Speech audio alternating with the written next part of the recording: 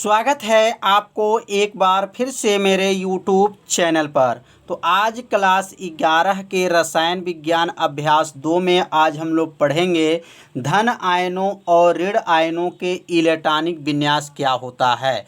तो बहुत आसान विधि से आपको बताया जाएगा जिससे आपको अच्छे से समझ में आ जाए। तो आप सभी विद्यार्थी से अपने कॉपी में नोट करते भी चलिएगा। तो यहाँ सबसे पहले इस नियम को बारे में समझेंगे कि ये नियम क्या लिखा गया है। तो किसी तत्व पर धनात्मक आयन हो, मतलब कोई भी तत्व है उसके ऊपर धन आयन है, तो उस तत्व का जब इलेक्ट्रॉनिक विन्यास निकालने से पहले तत्व पर जितनी धनात्मक आयन होती हैं उस तत्व के परमाणु क्रमांक में से धनात्मक आयन को क्या करते हैं, घटा देते हैं। मतलब जो है जैसे मान लीजिए Ca, जैसे यहाँ Ca का नाम सुने होंगे तो Ca का नाम क्या है, कैल्शियम होता है। तो कैल्शियम का परमाणु क्रमांक क्या होता है, तो कैल्शियम का जो परमाणु क्रमांक होता है वह 20 होता है।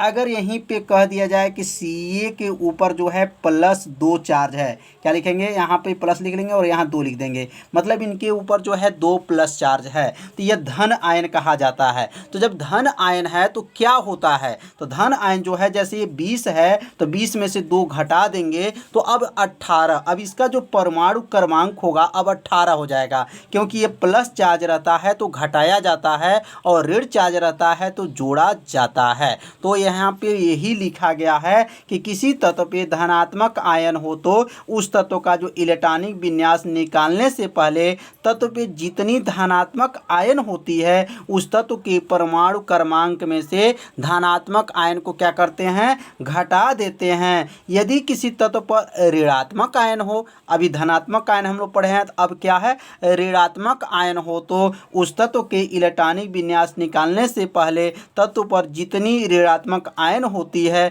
उस तत्व के परमाणु क्रमांक में क्या होते हैं, ऋणात्मक आयन को क्या करते हैं, जोड़ देते हैं। ऋण आयन है तो जोड़ते हैं, धन आयन है तो घटाते हैं। बस ऐसे आप सभी विद्यार्थी याद रख लीजिए। जैसे Ca का मतलब परमाणु क्रमांक है तो इसका इलेक्ट्रॉनिक विन्यास कल के वीडियो में बताया गया था कि इलेक्ट्रॉनिक विन्यास कैसे ज्ञात किया जाता है। तो 20 को कैसे लिखेंगे, 1s2 2s2 2p6 3s2 3s2 के बाद से क्या होगा 3p6, उसका क्या होता है 4s2 हो गया। मतलब इसको जोड़ेंगे तो 20 आएगा, 2 2 4 10 6 10 हो गया, 10 2 12 12 6 18 18 2 20 हो गया। तो ये इलेक्ट्रॉनिक विन्यास है। अब अगर Ca के ऊपर प्लस चार्ज है तो यहाँ परमाणु क्रमांक अब क्या लिखेंगे, 18 लिखेंगे। क्या लिखेंगे, 18, क्योंकि 2 है तो 20 में से 2 घटा देंगे तो 18।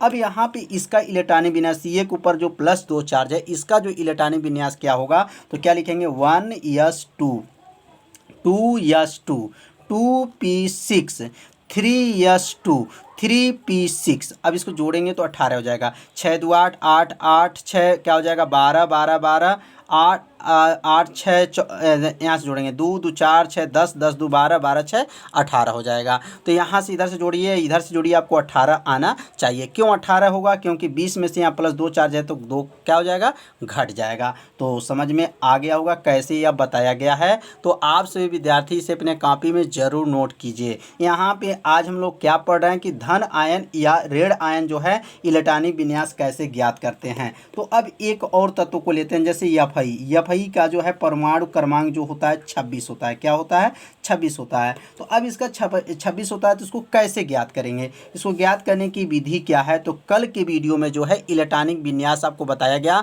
मतलब 30 तत्व तक इलेक्ट्रॉनिक विन्यास ज्ञात करने की विधि बताया गया था। यदि उस भाग का वीडियो नहीं देखे हैं तो जरूर उस भाग का वीडियो देख लीजिए, तभी जा करके यह आपको अच्छे से समझ में आएगा। तो इसका जो है इलेक्ट्रॉनिक विन्यास क्या होगा, जो मतलब आयरन जो है Fe का 1s2 होता है, 2s2 होता है और क्या होता है 2p6 होता है, और यहाँ लिखेंगे 3s2 होता है, 3p6 होता है, 3 जो है D जो है 3D पे 6 होता है और 4s2 होता है। यह कैसे ज्ञात कर रहे हैं कल के वीडियो में बताया गया है। तो कल का वीडियो आप सभी विद्यार्थी देख लीजिए, तभी आपको अच्छे से समझ में आएगा कि इलेक्ट्रॉनिक विन्यास कैसे ज्ञात कर रहे हैं। अब अगर हम Fe के ऊपर जो है Fe के ऊपर जो है +2 चार्ज है, अगर Fe के ऊपर जो है +2 चार्ज हो जाए तो कैसे ज्ञात करेंगे, यहाँ पे जो है 2 आगे लिखिएगा, 2 लिख करके तब प्लस लिखिएगा, ठीक ना, 2 प्लस। अब यहाँ Fe के ऊपर जो +2 है तो यहाँ जो है 26 है, तो 26 है तो अब यह 2 जो है इसमें कम हो जाएगा तो क्या हो जाएगा 24 होगा। परमाणु क्रमांक क्या हो जाएगा 24। जब प्लस चार्ज रहता है तो इस परमाणु क्रमांक में से इस जितना प्लस चार्ज रहता है वो क्या होता है, घट जाता है।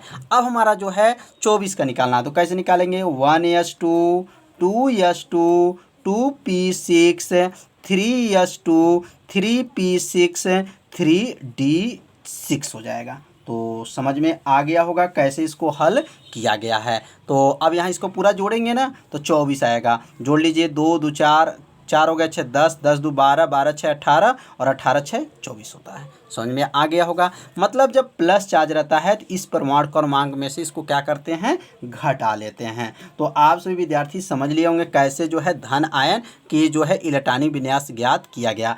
अब हम लोग सीखेंगे ऋण आयन का इलेक्ट्रॉनिक विन्यास कैसे ज्ञात किया जाएगा।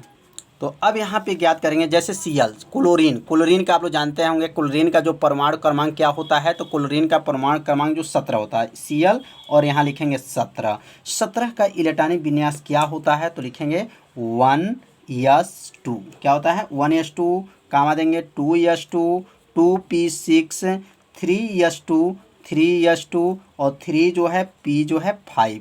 गिन लेंगे कितना हो गया, 2 2 4 6 10 2 12 12 5 17 हो गया। ये 17 हमारा जो है इलेक्ट्रॉनिक विन्यास जो है निकाला गया। अगर Cl के ऊपर जो है माइनस है, Cl के ऊपर क्या है, माइनस है, मतलब एक माइनस चार्ज है, तो अब इसको कैसे ज्ञात करेंगे। तो जब एक चार्ज है तो ये 17 नहीं होगा, अब इसका परमाणु क्रमांक 18 हो जाएगा। 17 में एक जोड़ लेंगे तो अब हो गया 18। अब 18 का जो इलेक्ट्रॉनिक विन्यास को ज्ञात करेंगे। ये 18 कैसे हो गया, जब ये माइनस है तो 17 में एक जोड़ेंगे, अगर प्लस रहता है तो घटाते हैं, याद रखिएगा। ये Cl पे माइनस है इसलिए क्या करेंगे 17 और 18, इसका जो है परमाणु क्रमांक हो जाएगा। अब 1s2 2s2 2p6 3s2 3p6 हो जाएगा। अब इसको जोड़ लेंगे तो क्या हो जाएगा 18 हो जाएगा। तो समझ में आ गया होगा कि कैसे इसको हल किया गया है। जैसे यहाँ पे हाइड्रोजन है, तो हाइड्रोजन का परमाणु क्रमांक क्या होता है, तो हाइड्रोजन का परमाणु क्रमांक क्या है, 1 होता है।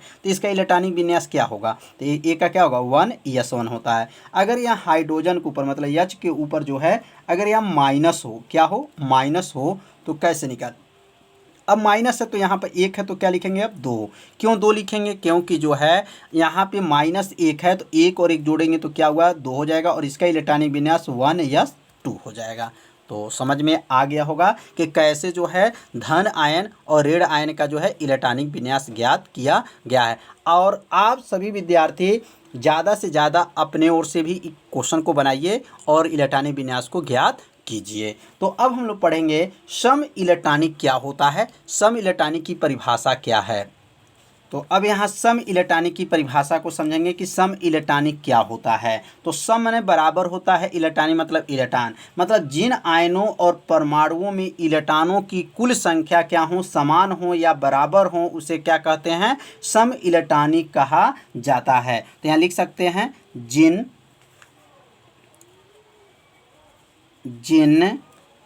आयनों और परमाणुओं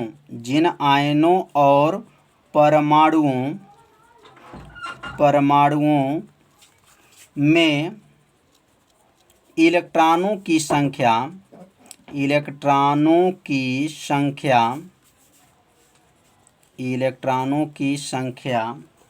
बराबर होती हैं, इलेक्ट्रॉनों की संख्या क्या होती हैं, बराबर होती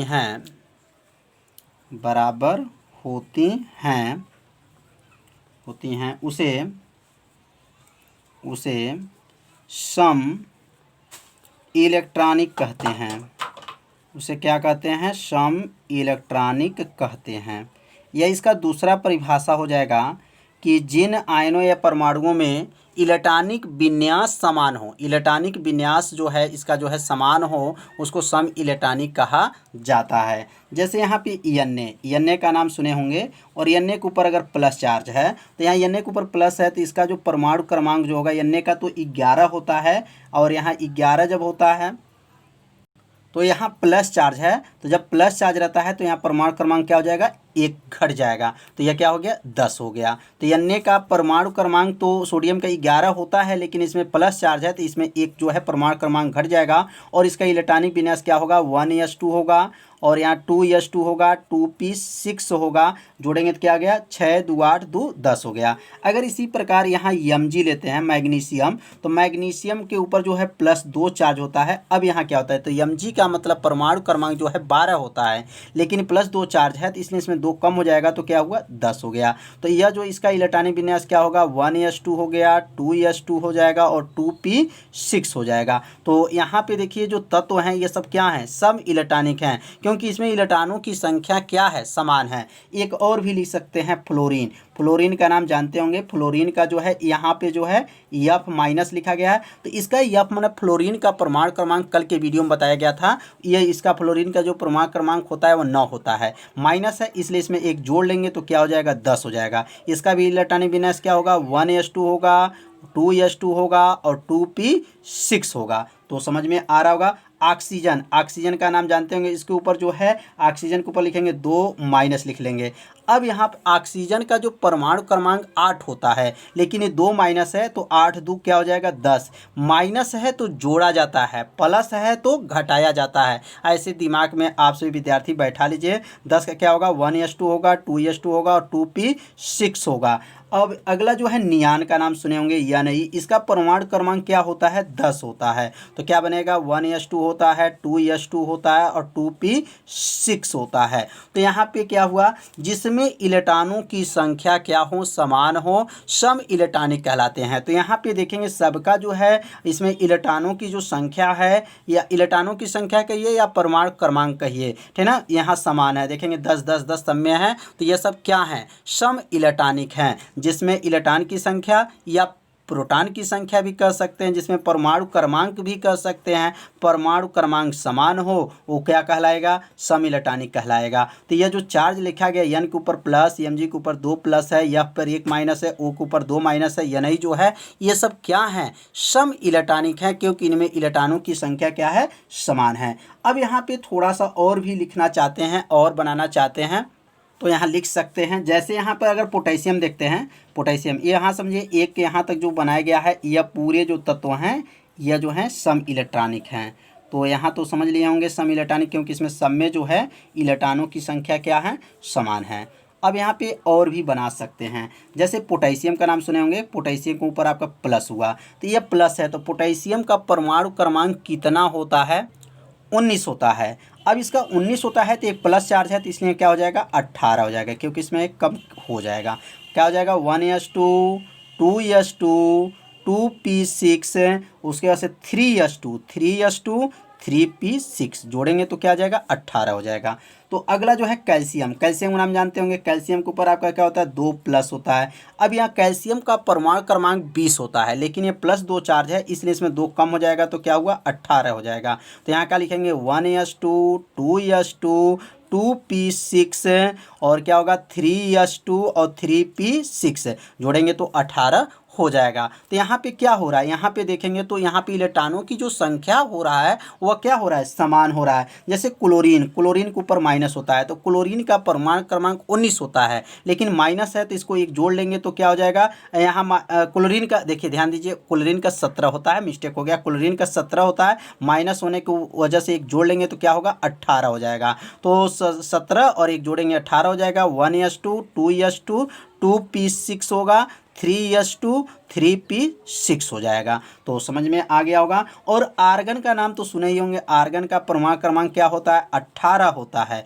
तो क्या हो जाएगा यहाँ पर 1s2 हो गया, 2s2 हो गया, 2p6 हो जाएगा, 3s2 हो जाएगा, 3p6 हो जाएगा। मतलब यहाँ पर भी देखेंगे तो 18 जो दिया गया है इसमें इलेक्ट्रॉनिक विन्यास क्या है, समान है। तो यहाँ समझ में आ गया होगा कि इलेक्ट्रॉनिक सम इलेक्ट्रॉनिक क्या होते हैं, जिसमें इलेक्ट्रॉनों की संख्या कह सकते हैं या इलेक्ट्रॉनिक विन्यास क्या हो, समान होते हैं। इसमें भी देखेंगे इलेक्ट्रॉनिक विन्यास पूरा क्या है, समान है। और यहाँ जो है इलेक्ट्रॉनों की संख्या भी कह सकते हैं, परमाणु क्रमांक भी कह सकते हैं और प्रोटॉनों की संख्या कह सकते हैं। इसमें तीनों जो है समान है। तो आप सभी विद्यार्थी समझ लिए होंगे कि सम इलेक्ट्रॉनिक क्या होता है। तो इसका उत्तर हुआ जिसमें इलेक्ट्रॉन की संख्या समान हो या परमाणु क्रमांक समान हो उसे क्या कहते हैं, सम इलेक्ट्रॉनिक कहते हैं।